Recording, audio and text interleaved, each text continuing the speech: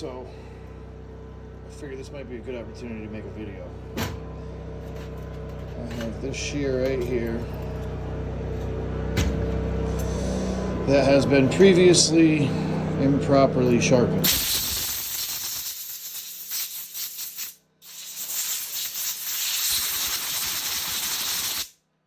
I'm going to go over real quick. Well, it's probably not going to be too quick. I'll make it as quick as I can. I'm going to go over why it's important to make sure you're putting the right kind of edges on these things, because I mean these shears aren't necessarily cheap. So you get a sharpener in that doesn't really know what they're doing, and they're gonna ruin things on you. I don't know how well you can see that in the video there. The tip, it's got a big flat plane on it, and the whole shear, look, you see all the grind marks back here from what's probably a diamond wheel of some sort, I assume. I don't know, maybe something else, but yeah, these are supposed to be convex blades, and somebody has taken it upon themselves to go ahead and, oh my god, that's terrible. Can you see that? I really hope you can see that. Let's see. Probably not. It's hard for me to see the video.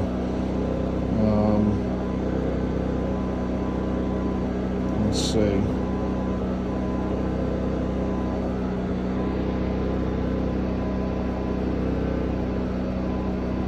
Can we get a good angle on that? I don't think so. Let's see if I turn this way.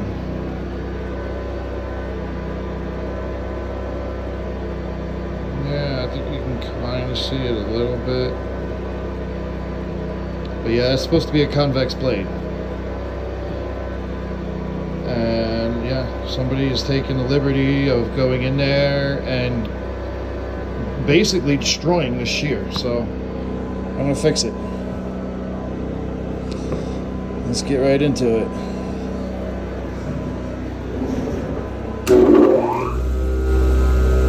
Oh, and they're lefties too, so that makes it even better. A little bit more of a challenge for me, but really not a big deal.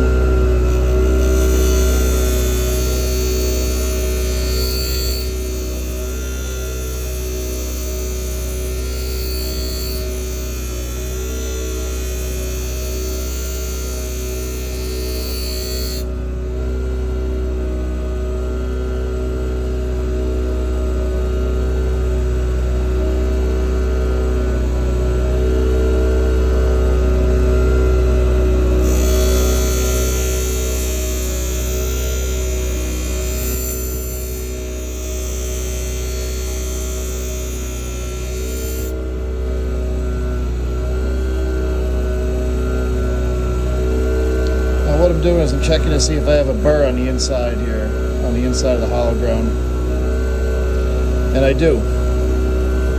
And actually, I'm kind of surprised at how quickly I was able to take that that semi-convex plane out of there. So we're going to go ahead and we're going to do the same thing with the other one.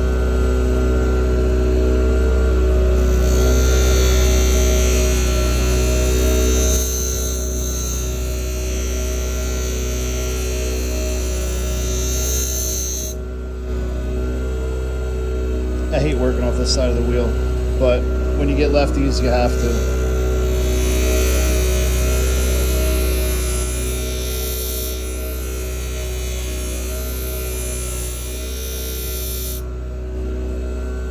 If I get a whole bunch of lefties, I'll actually just take that wheel off and put it over here. It makes it a whole lot easier to work with.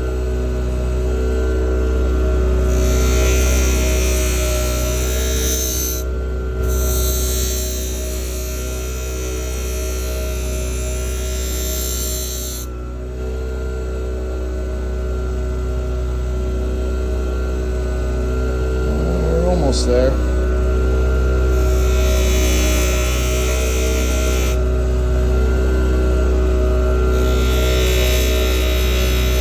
And they really got this thing on the inside there, huh?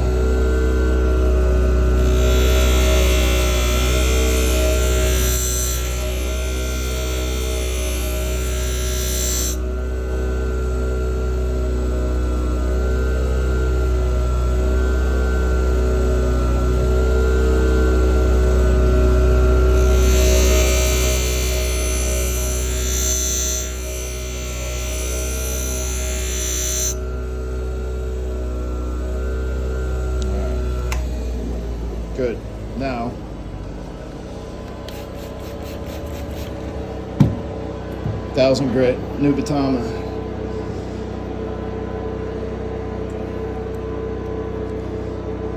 Again, everything's backwards because it's a lefty.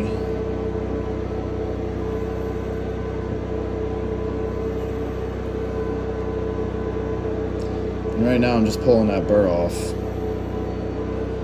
And now I'm going to go ahead and I'm going to true up the ride line. The stone cuts pretty fast, so you really don't need to put all that much into it.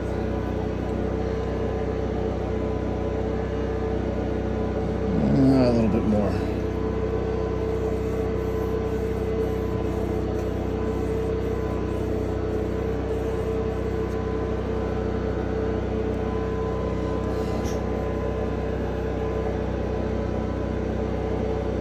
A little bit more. Now what I'm trying to do, this is a coarser stone than the ride line that was on there.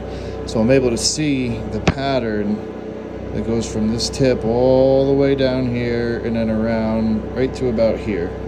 But right in here I can still see some area that I haven't hit. So once I get that, my wear marks all the way around, I know that my ride line is now true. Doesn't take much. Less is more, really.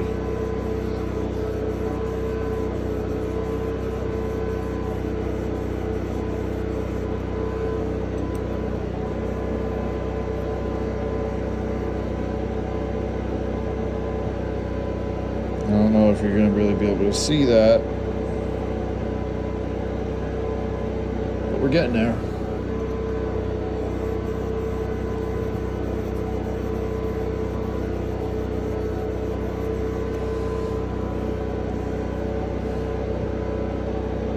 There we go. We're just about there now.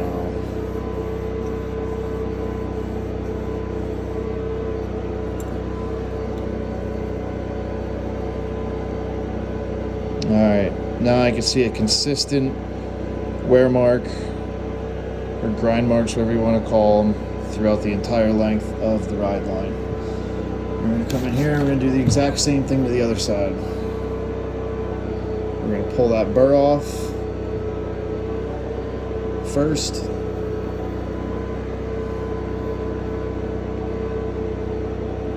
You can feel it when it comes off too.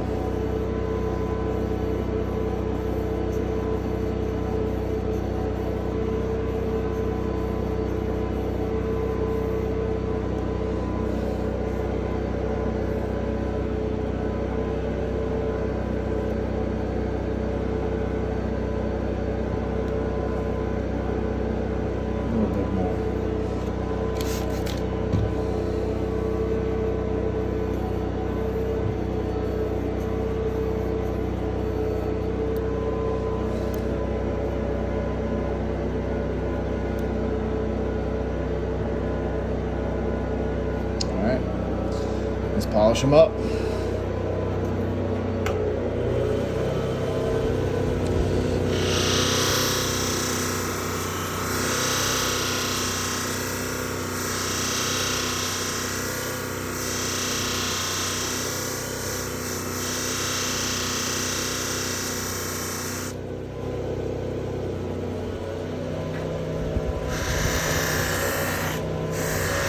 The first one's more of a cutting polish that gets most of the grind marks out. Not really grind marks, but most of the marks out of the steel from the first wheel, the wheel that I used to put my edges on. And then this one here is what's going to make it nice and shiny. Not that the first buff won't, but this just does a better job. Different compound, different stiffness on the wheel. See, there's a lot more stitching in there than there is on that one. Alright, we're looking okay there.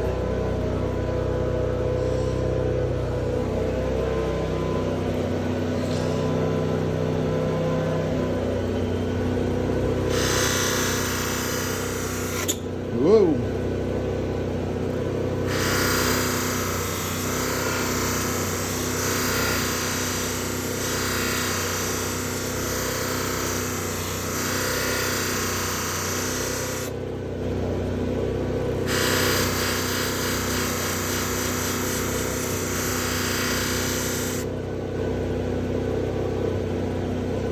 gotta be careful not to dig too far in with the edge, because you can manipulate it if you really lean into it. Although, I mean, if you're messing your edge up on a buff here, you really got to be trying to, because you can angle them in there pretty decently without really changing any of the geometry or taking any material off. There we go. We got a nicely shaped blade. It's got a nice finish on it. Now let's go polish that ride line.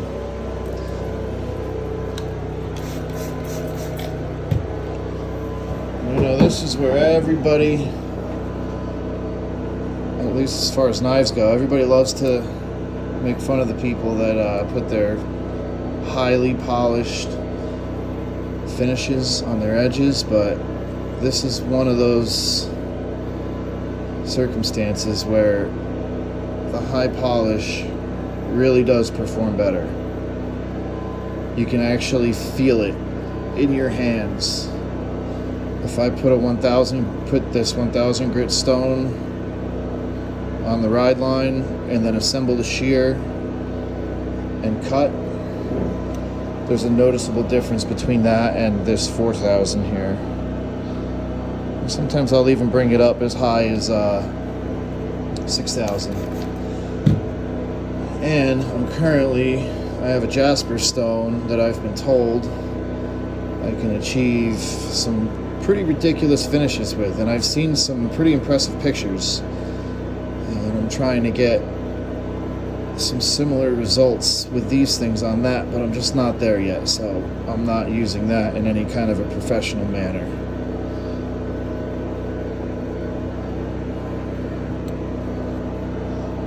Not yet, at least. Alright, we got a nice polished edge here. Give it one more go.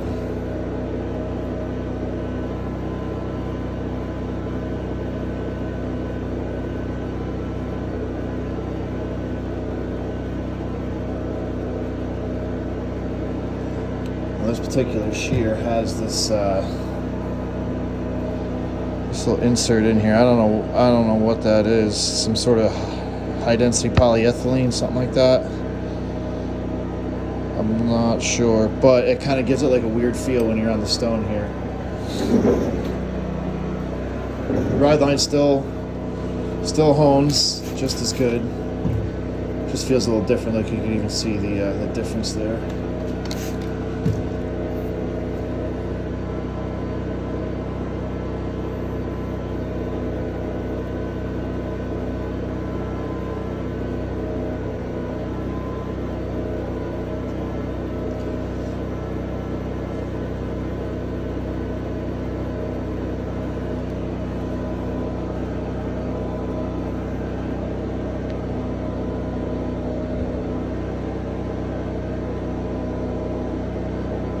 We got a little more to go.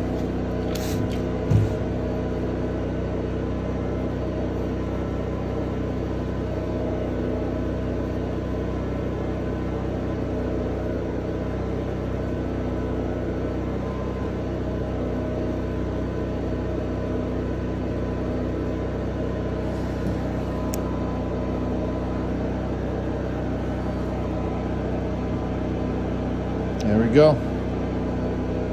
Can you see that?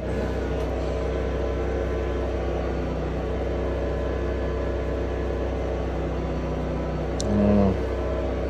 Let's see.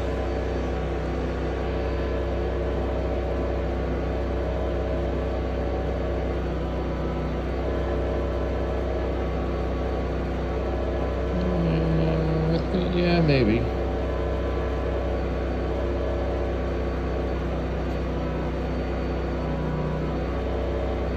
Nice, smooth, polished ride line. This shear will cut beautifully now. Alright, assembly. Let's do it. Oil. Don't need much. A couple little dots, rub it in, being careful not to slice your finger open.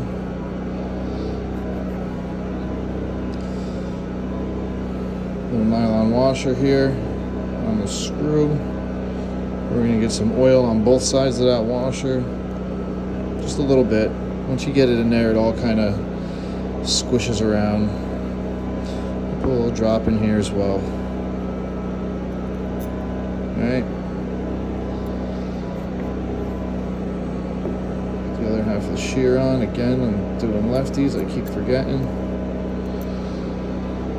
I'm going to get this guy on here. Maybe. There we go.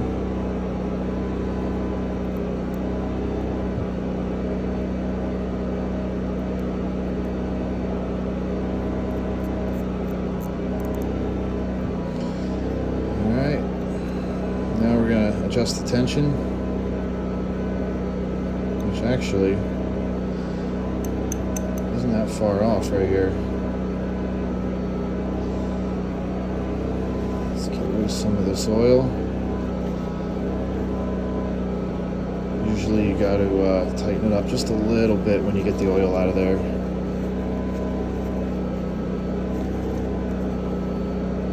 Now, I'm not like wiping these things real hard because I don't want to get every single last morsel of oil out. You want to leave some in there for lubrication. See, that's closing a little bit more now. Go one more click.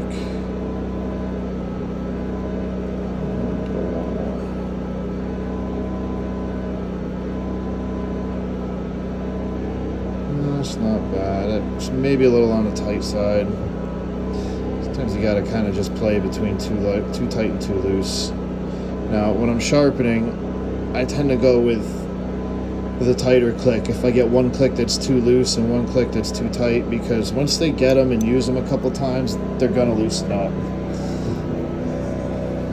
And let's see here. Again, I'm not left-handed. I would cut righty, but since these are lefties, we'll try to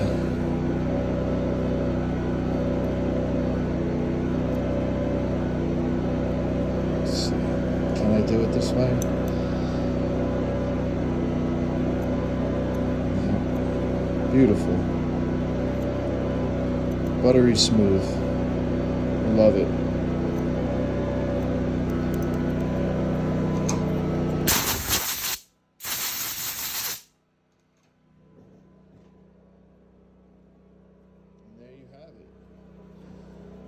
That is how I go about fixing a previously improper sharpen.